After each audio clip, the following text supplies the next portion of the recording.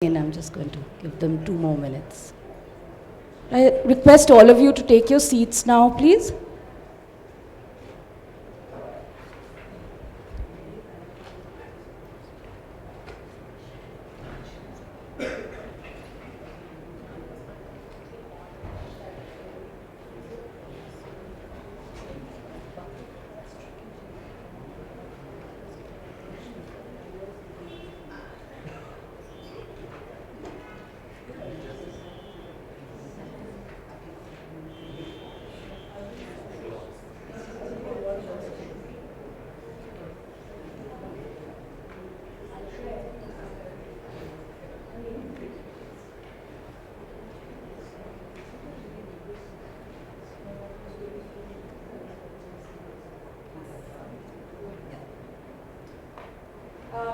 Absolutely delighted that we have this session here today because it's my personal favorite. We are very pleased to welcome feminist activist, writer and publisher Urvashi Butalia in our midst. And engaging her in conversation is, of course, it's such a well-known name in Bangalore that I needn't introduce her, but she's a writer, she's a cultural doyen of Bangalore, she runs the Sangam House residency, Arshia Sattar. Please.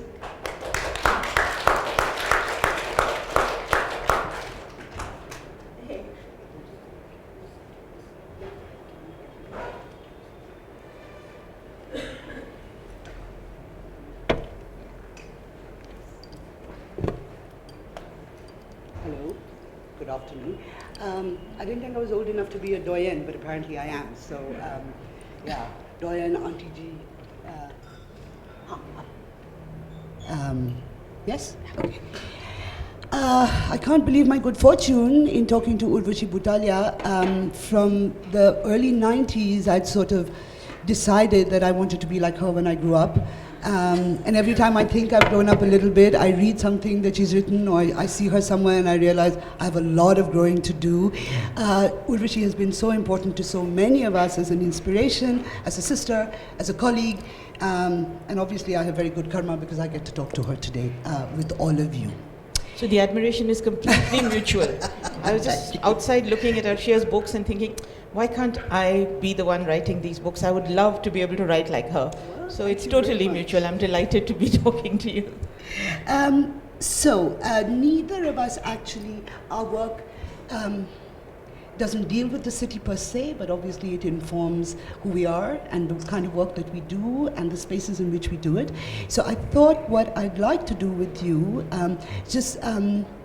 go through the books of yours that I remember and the work of yours that I remember and open that up into a larger discussion about women and the city. So The Other Side of Silence, which is a book that really shook me in the best possible way, and it's also a book that I took home to my mother, and it enabled her to talk about partition and her experience of partition, which was quite mediated, but it was the experience of a family that was divided.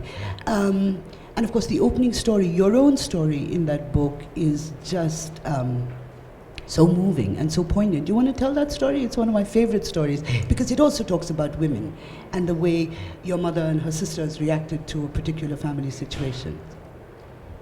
Okay, so The Other Side of Silence is a book about partition, about the 1947 partition, and which is a subject I began to explore consciously around 1984, partly because I had worked on a film that some friends were making and I'd done some research for them, and it became real to me in a way that it never had been before, and partly because 1984 happened in Delhi and Indira Gandhi was killed in the attacks on Sikhs in Delhi. And I worked with a large group of which Katie was also part, called Nagrik Ekta Manch, which worked with the victims and survivors of those attacks. So for me, one of the interesting things is that partition had never been a subject of much interest, although mine is, like many millions of families, a refugee family, a family who came from what became Pakistan to what became India. and who moved from one city much loved and feted by its inhabitants, Lahore, to the city that became their home, Delhi. Although we didn't directly move to Delhi, my parents moved to Ambala and then they moved to Delhi much later.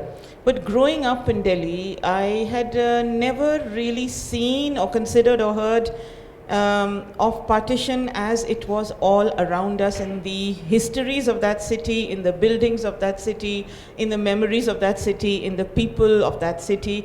In virtually every institution that you saw around you in that city, there was a history of partition.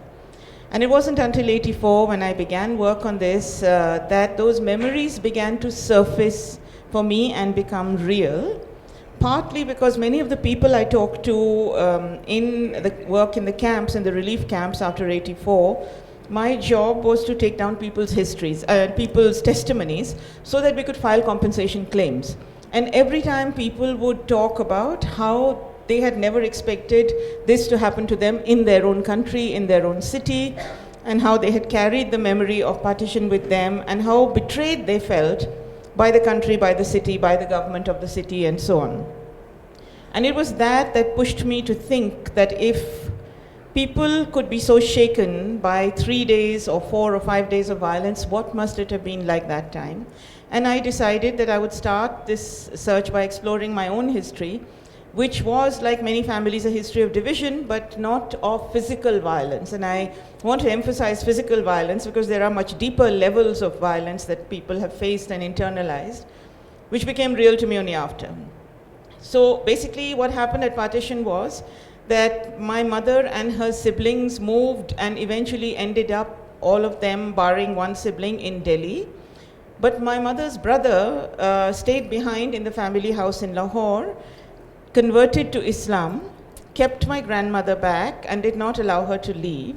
And the family felt a total sense of betrayal at this move of his because they felt it was very mercenary. He had done it to hold on to the family property. And that's really interesting because when people moved at partition and they moved to the new places, the moves were often to urban areas from rural areas, because the new generation who was moving did not want to be caught replicating the activities of their parents, so they did not want to be farmers, they wanted to be in urban jobs. And if you had left lands behind, the state gave you compensatory property on the other side of the border. But if anyone from your family had stayed on and kept hold of the land, you didn't get any compensation. So the betrayal in my family was because they didn't get any compensation and they had to make their new lives in the city from scratch. And also the deeper betrayal was on questions of religion, although my mother and her siblings claimed that they were not at all religious, but somewhere it was very, very deeply held. And so anyway, I decided to go to Pakistan to find my uncle. And it was quite easy for me because he was in the same house, my grandfather's house. And I just turned up at the house one night at 10 o'clock and knocked on the door and said, well, I'm from Delhi and I'm your sister's daughter. And that opened up a conversation about history, about life, about violence, about the ways in which people had constructed their lives, about refugeeism, about identity, and so on, which led to a much longer work on partition, where I interviewed many people and eventually wrote a history of that moment. And in that process, discovered Delhi as a city filled with the history of partition. So let me just give you a couple of, just a few examples. Purana Killa, which is in the heart of Delhi, was the place which housed over 100,000 refugees for the longest time. There is not one memory in Purana Killa, not one plaque that tells you that this place was that. Next to Purana Killa, there is a mazar called Matka Peer, which is a place where people come and offer the terracotta matkas. So if you look at it, you'll see on the trees, the matkas are all hanging upside down. At the time of partition, because people were so in such despair and in such terrible conditions in the camp, they had often left without anything. They had no vessels, utensils, anything. And the head of that peer offered all the matkas on the trees, breaking them into shards and offering them to people to use as bartans to eat out of. I think this is such a wonderful history. And he cooked beef and offered it to people. They ate it, unlike today. Humayun's tomb is a place which was filled with Muslim refugees in transit waiting to go to Pakistan. And take a place like Faridabad. Very few people know that Faridabad was a city created by Kamala Devi Chattopadhyay specifically to house the refugees of partition. And in fact, she kept pleading with Gandhi that the refugees needed a township, and he refused, kept on refusing, and finally he said to her, okay, you can do it, but don't ask us for money. And she managed to set it up as a place to house refugees. There are any number of orphanages in Delhi where orphans were housed. The teachers of Jamia Millia helped to look after orphans, helped to get them settled. And there are any number of things called ITIs, which are places today which provide homes for young women students to learn tailoring and so on and so forth. They were actually places where abducted women who had been rescued from coercive marriages and so on, were brought, trained to stitch clothes, and where they stitched uniforms for all the Sarkari offices in the city. And that was how they resettled their lives and earned money. There's a street in Lajpat Nagar which housed only widows. And the government took on the responsibility of widows, saying they are our permanent liability. I mean, we've been talking about the city yesterday, and one of the things I was thinking of when we talked of nostalgia and how some people get impatient with nostalgia. That's one thing, but there is a way in which the memories of the city have to be kept alive so that people know the history that they are inhabiting. And we are mahir at wiping these out. Apart from these sort of physical memories, which are specific to locations, particular places, there's also a psychic memory. Delhi has been formed by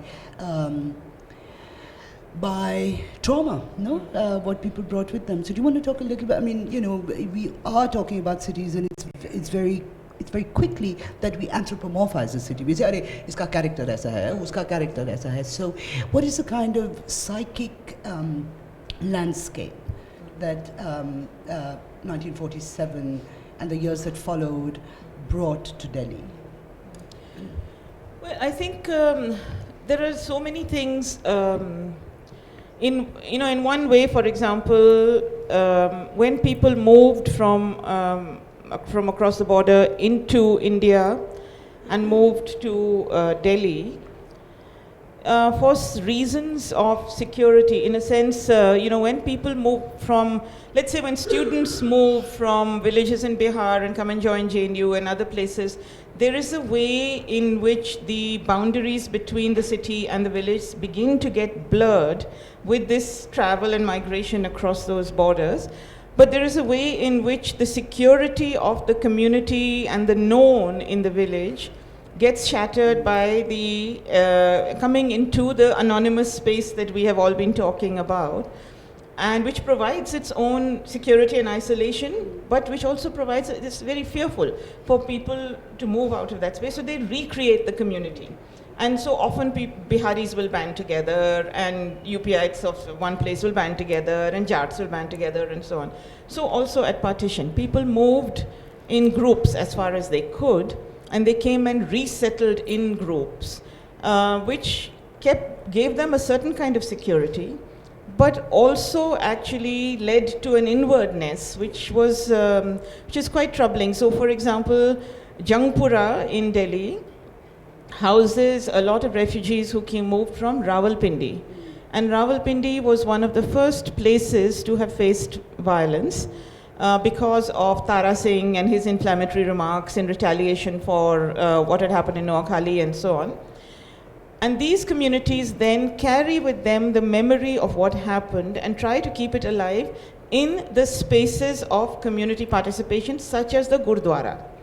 So on the 11th of March every year, there is a Gurdwara in Jangpura which has a ceremony which commemorates the deaths and the memories, which memorializes what happened in March of 1947 in Rawalpindi.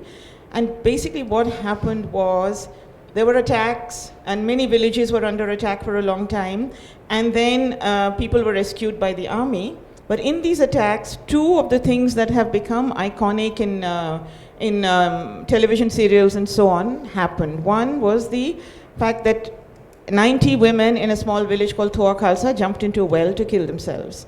And the other was the kind of family deaths. Many Sikh families killed their own women because they feared that the women would be abducted by Muslims, raped, made pregnant, and therefore the purity of the religion and the purity of the nation, which I don't think many of these women even cared two hoots about, but would be destroyed.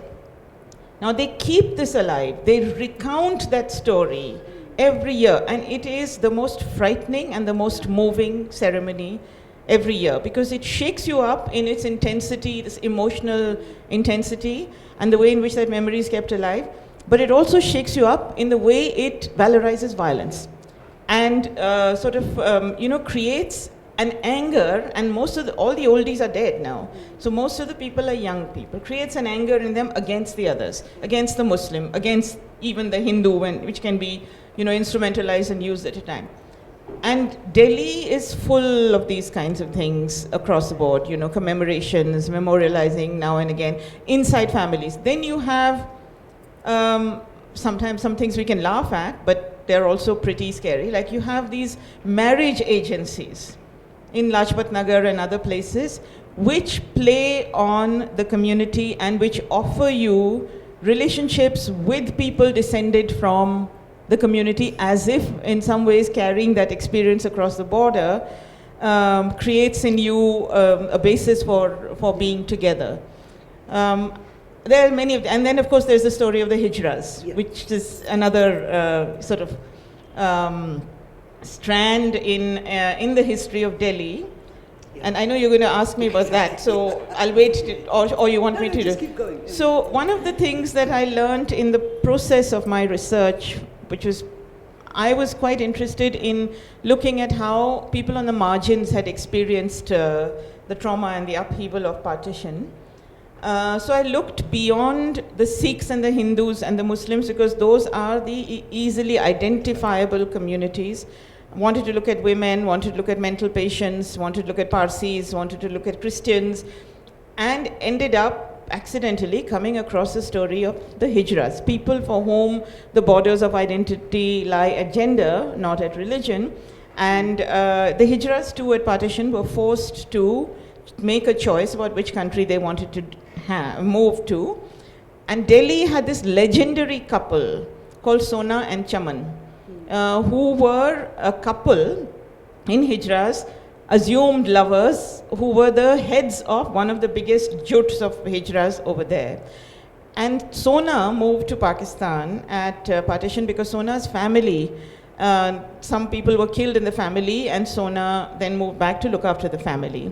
Chaman stayed on. Chaman is still alive in, I think, her late 90s.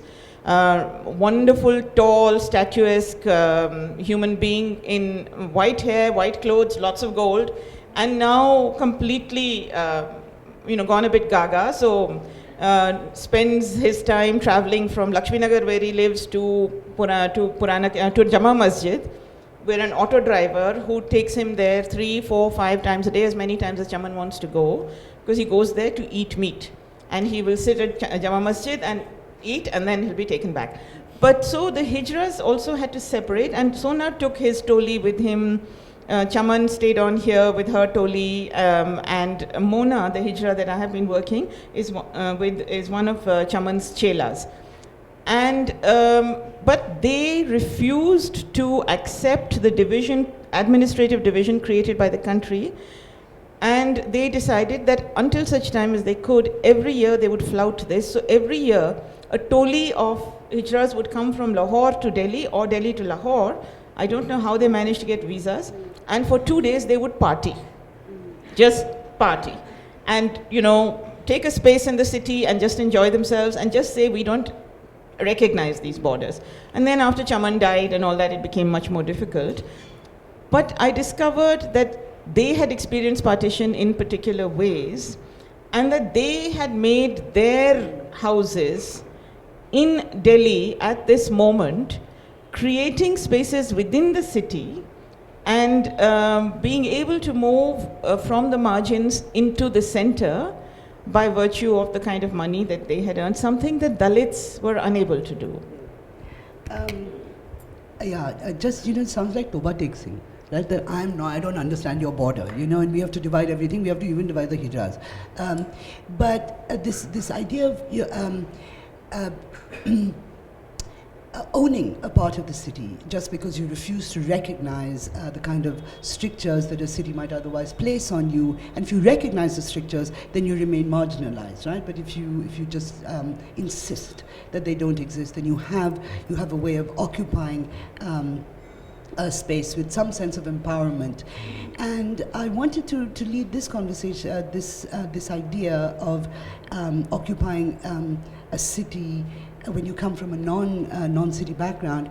When we think about people like Vemula and we think about Kanhaiya Kumar, now these are both young men who come from non-city backgrounds, perhaps semi-rural, if not entirely rural, and how it seems to me very much that the city has shaped their protest in very, very particular ways. So do you want to comment on that? I mean, how the university protests and how the universities and how these young men in particular have been acted upon by the city, for better or for worse.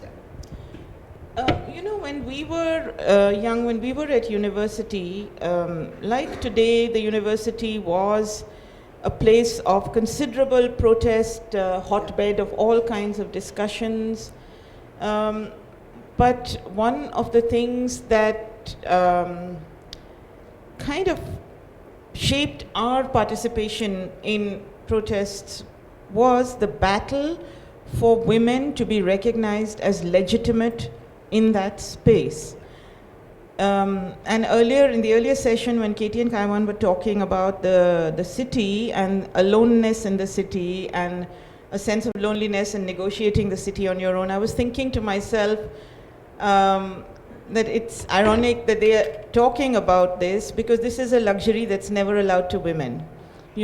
Tomorrow if I decided, even as an older woman, that I want to backpack through India's cities on buses for 2 months, it's pretty much an impossibility to be able to do that. So in some ways these spaces are deeply gendered, and I think we need to see that. But even so the divisions of gender are also played out in the divisions of other kinds of marginalization. So rural, urban, for sure. When students come from rural areas to urban areas, one is the insecurity of being alone and the excitement of being anonymous also. I think they work as flip sides of the same coin.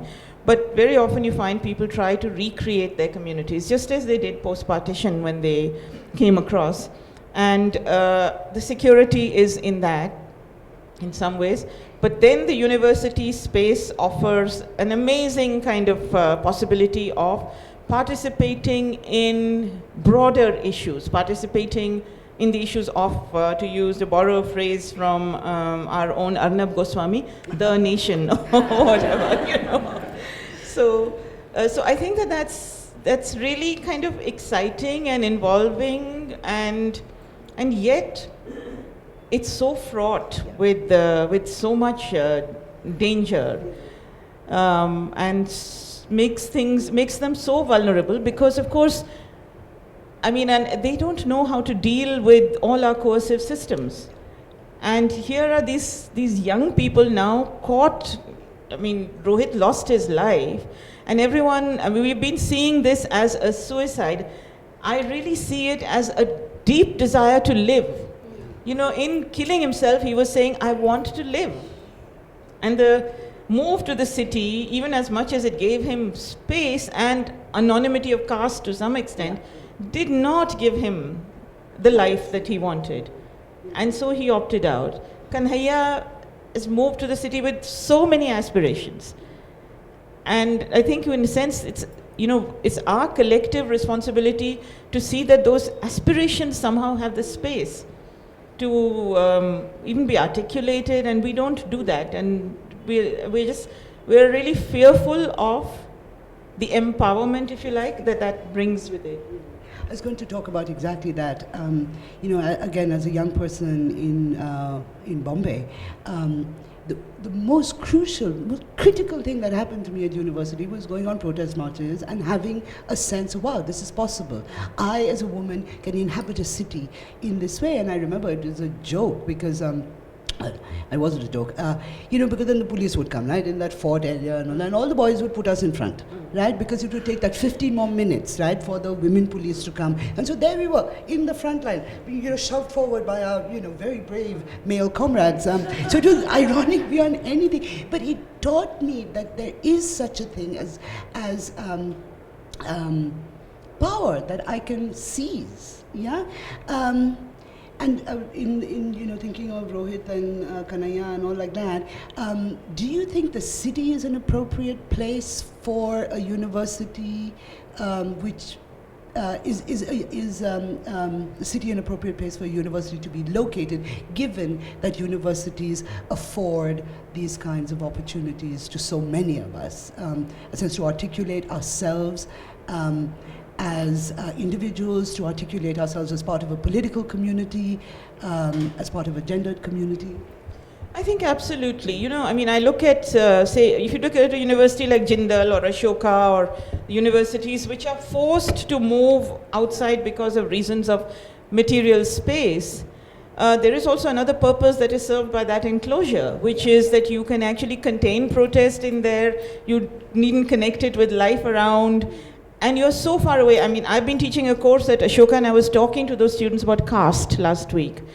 And I was saying to them, you're in the heartland of caste, you're in Haryana. All the khap panchayats are there, the number of women who are getting killed for intercaste marriages, etc. is all around you. Are you even aware of it? They're not, because they are in this nice, rarefied, wonderful space. So in a sense, it's lovely, because you are able to talk with your peers all the time, and you're able to spend time with them. But in another sense, the university in the city cannot be removed from everything else that goes on in the city.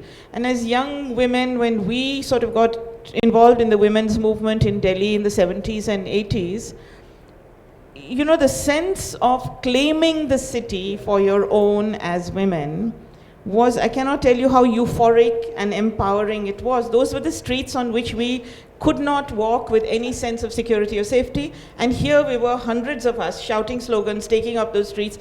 And then after the 2012 protests, when young people did night marches with women, and there were women who did those in groups alone, and the sense of taking back the night, which has been such a major thing across the world, was really about claiming the city for yourself.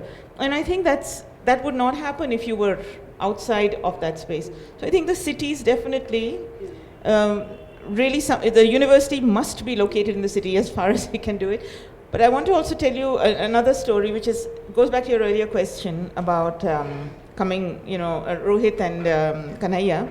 So I used to have a young woman working with me called Nirmala, who came from the village. She married the peon in my office, so it was an arranged marriage in a village. And he then brought her to Delhi, her first time in the city. And what the city did to that woman over a period of time was, for me, really quite interesting. When she came, she was so lonely that she was in a little servant's quarter on the roof of our office, which, as many luxury houses in Delhi have, the servant's quarter is in subhuman space of very small proportions. So from the open spaces of the village, there she was in this little dark room alone all day.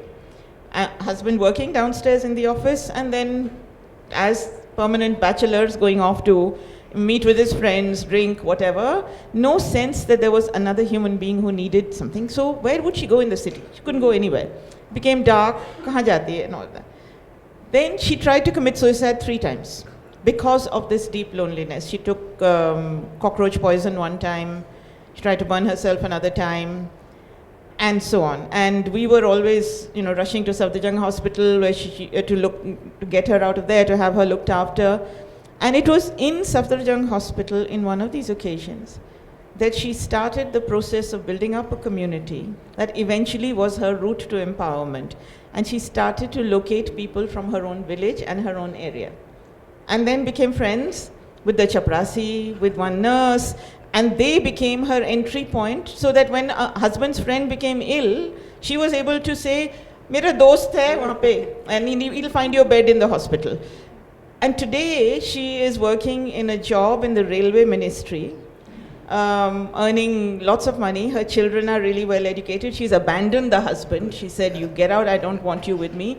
She worked in an office in an export agency and was sexually harassed, and she left and she got that fellow beaten up, all sorts of things.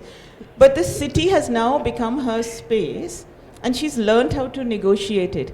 But the journey was so traumatic, and so difficult, and I wonder how many people we lose, along that way. Yeah, it's a very lovely story, but imagine 3 times she tried to kill herself. If one of those times had worked, Exactly. That's the thing. yeah. And in the end, the savior was the community, Even the job she has today is from somebody from her village who's in a sarkari office who's giving her a job. Yeah. So. I want to shift this a little bit away from cities, overtly away from cities, and talk about women and the communities that we are forced to form, like Nirmala perhaps, or the ones that we form voluntarily. And also now, I never imagined that I would think this, but now, as feminists, we're an endangered species, because a lot of young women don't want to, it's the F word, yeah? Oh, I'm not a feminist. It's like, really? Maybe you should be. The other thing, of course, and I hope Gautam Bhan is here, because this is a running argument that I have with Gautam, men will say, I'm a feminist too. I was like, you're a feminist? Are you black? Yeah? Are you a hijra? How can you be a feminist? You can't be black. You're perfectly willing to accept that distinction, but feminist I can be. And I think there's sorry, Gautam Bhan. It's only been 10 years that we've been having this argument, but I just thought I should put it out in public now, so that people know the secret of our bond. But I do want to talk about the larger idea of feminism and how women are supposed to react to other women, how we're supposed to share a sisterhood, how we're supposed to support each other. And I want to talk about it in the context of Hillary Clinton's presidential bid, and this very, very complex and for me extremely disturbing conversation that has begun with Gloria Steinem saying, well, you must vote for her because she's a woman. A lot of young feminists say, well, she's not woman enough for me, she's too manly. Younger feminists or younger women who don't call themselves feminists say that, well, our ideas of solidarity are post-gender, that we're across race lines, we're across class lines. What is going on? How would you parse this kind of a discussion and this kind of a developing discourse at this moment when it's more important than ever to protect each other? See, time-wise? Okay, I think that there are a lot of things happening which are really interesting and really challenging. First, I don't have this fear that many of us have that there are no younger feminists.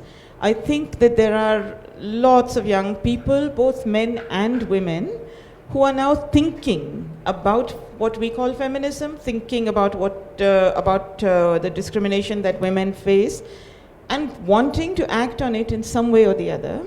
They may not own the word, which is fine, which is really fine. I think labels are what you make of them. I love being called a feminist, but if somebody else doesn't, how does that matter, really? I think that I think we have to look at feminism also not as one great monolithic thing, but something that is very contextualized in the space out of which it grows. And I think the kind of feminism that we have in India, or feminisms, because we must always talk in the plural of that, has been shaped by our political histories. And in many ways, the questions we are confronting today are very complex questions, which I don't think transfer easily, let's say. So, for example, this business of men wanting to claim feminism or say they are feminists, And our thing saying, do we protect our space? Do we admit them into that space? Would you say the same thing of race? Would you say the same thing of caste? If you try and look at the ways in which you and I might be empathetic to and politically in sync with Dalit feminists, but we cannot be them. Maybe to be charitable, that is where this is coming from. As a publisher, I see it in my work that 32 years ago, when we began publishing books by women, it would be very difficult, rare to find a man who wanted to be part of that list.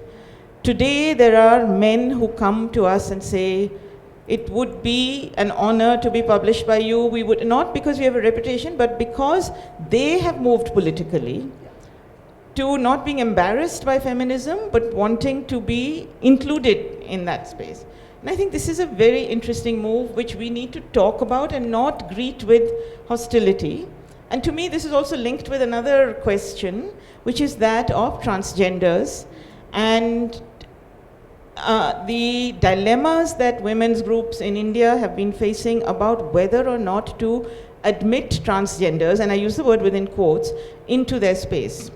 So, for example, when we deposed before the Verma Committee for 2 days, when 27 groups deposed before the Verma Committee, it was the women's groups that actually insisted that there be space for a discussion on transgender identities, on the whole question of neutral or gender-specific victims, agents, etc. But at the same time, go back a little, some years earlier, at the Calcutta Women's Conference that happened, let's say, I forget, 10, 12 years ago, these are the women's movement conferences, where for the first time, hijras, transgenders came in to speak, and women's groups were strongly opposed to having them sleep in the same space. Because, one, we carried with us the fear that one carries off within quotes difference, and two, we weren't sure whether these were women or men. You know, and one of my lesbian friends from Australia once said to me, watching a transgender group from Malaysia dance at a health conference in Delhi, she said, I hate these guys. You know, basically, we have fought for our space in the women's movement, and now that you've got it, these men are coming in to claim it. I mean, can you become a woman by just changing your body? So the whole question of where does gender lie? Is it on the body? Is it, you know, corporeal, or is it in your head?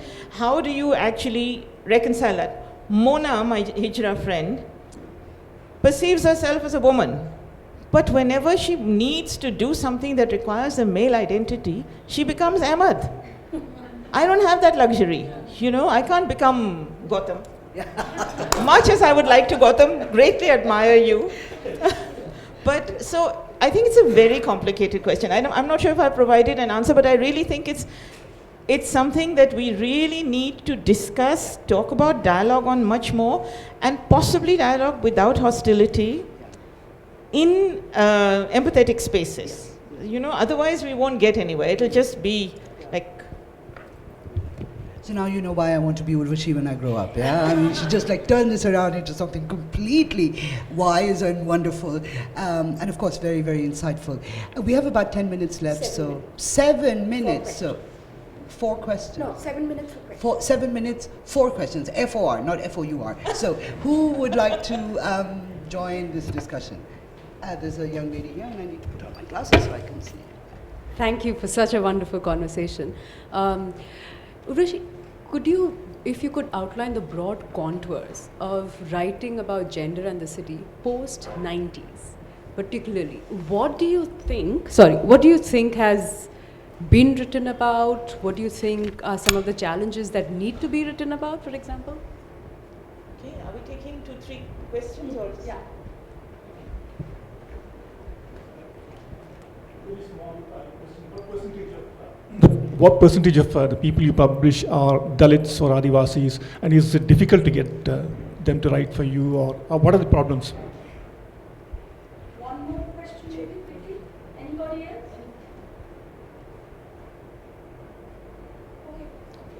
Okay, I think the two questions are linked in some ways, because it's very broad to say post-90s, what have been the trends, But I think that the post-90s trends have, first of all, to be linked with the internet and what is being written on the internet, which is of a very different order from what was being written earlier, and which has many more younger people involved in it. So that's something I find very interesting, boys and girls. Then I think that there is a way in which publishers, whether they've been pushed into it or not, I don't know. I'll be polite about my community. I won't say fraternity, although they're mostly men. But they have begun to look beyond the writings of people writing in English. So begun to look at Indian language writing and to look at translations. I think there's quite a lot there. In academic thinking, the whole question of masculinities and how gender shapes up and how it touches on both men and women, I think that there's thinking on that. There's writing that we don't notice, you know, on economics, sociology, on history, things like that. There's a lot of that. There's a lot of Dalit writing. There's a lot of writing on sexuality. All of these things are, I think, post-90s. They have started to blossom, or at least more is getting written. And that links with your question.